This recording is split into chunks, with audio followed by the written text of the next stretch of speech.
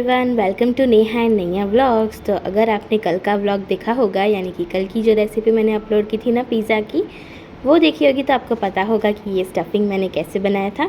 तो सारी स्टफ़िंग की जो मैंने इंग्रेडिएंट्स जो है वो मेंशन ज़रूर कर दिए हैं, आप उसमें से देख लीजिए, या फिर आप मेरा जो पिज़्ज़ा वाला वीडियो है ना वो देख लीजिए, उसमें स्टफ़िंग भी बनाना सिखाया है और जो मैंने चीज़ डिप ऐड किया है वो भी बनाना सिखा दिया है। तो आज क्या करते हैं, वो जो थोड़ा सा स्टफ़िंग बच गया था ना उसका हम रीयूज़ करके बना देंगे सैंडविच। तो उसके लिए हमने यहाँ पे उसी स्टफ़िंग के अंदर ऐड कर दिया है ढेर सारी कैबेज, यानी कि पत्ता गोभी जो होती है वो ऐड कर दी है, साथ में प्याज ऐड कर दी है। और अब यहाँ पे हमने बॉयल पोटैटोज़ ऐड किए हैं। तो आपको अगर इंस्टेंटली बॉयल करना हो ना पोटैटो, तो मैं आपको एक ट्रिक सिखाती हूँ। छोटे छोटे टुकड़े कर करके पानी के अंदर डाल दीजिए, फटाफट से बॉईल हो जाएगा बस 5-6 मिनट में। फिर इसके अंदर हम सॉसेस डाल देंगे, जैसे कि मैंने मेयोनीज़ ऐड किया है, टमाटो केचप ऐड किया है, स्वाद अनुसार नमक वैसे तो हमने पहले डाल दिया था, पर जो हमने आलू डाला, फिर प्याज डाली और गोभी डाली ना, उसके हिस्से का नमक डाल देना है। फिर ऐड कर देंगे ढेर सारी हम यहाँ पर शेज़वान चटनी जो होती है ना वो, और हरी चटनी ना मुझे हर चीज़ में बहुत पसंद है, तो वो बनाना हो तो मैंने मूंग दाल के जो चीले बनाए हैं ना उसके अंदर वो चटनी की रेसिपी आप लोगों को शेयर कर दी है। उसकी रेसिपी का जो वीडियो है वो भी मैं आपको डिस्क्रिप्शन बॉक्स में दे दूँगी, उसमें से आप चेक कर लीजिएगा।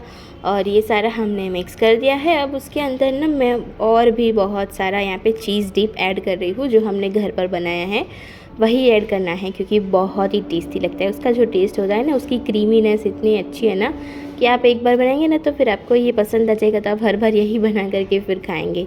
अब यहाँ पर भी हमने ब्रेड स्लाइसेस ली है, उसके ऊपर हम बटर लगा देंगे।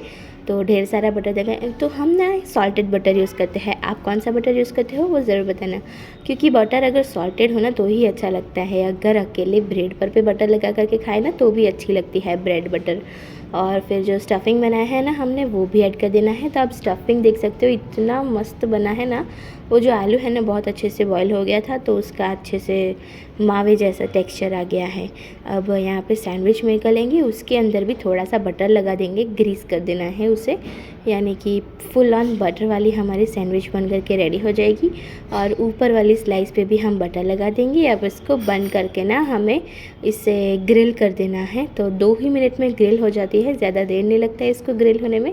ये देखिए हमारे सैंडविच जो है बिल्कुल ग्रिल हो चुकी है। अब हम इसके टुकड़े कर देंगे। आप चाहे तो ट्रायंगल पीसेस भी कर सकते हैं, हम यहाँ पे स्क्वायर पीसेस कर रहे हैं।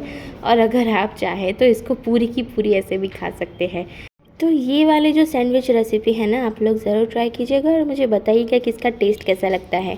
मुझे स्पेशली सैंडविच के अंदर कैबेज होना तो बहुत ही अच्छी लगती है। आपको भी पसंद है क्या? कमेंट में बताइएगा। तो अब यहाँ पे हम सैंडविच को सर्व कर लेंगे सर्विंग प्लेट में। और अगर अब तक आप लोगों ने हमारी चैनल को यानी कि नेहा और नैया व्लॉग्स को सब्सक्राइब ना किया हो तो सब्सक्राइब ज़रूर कर दीजिए।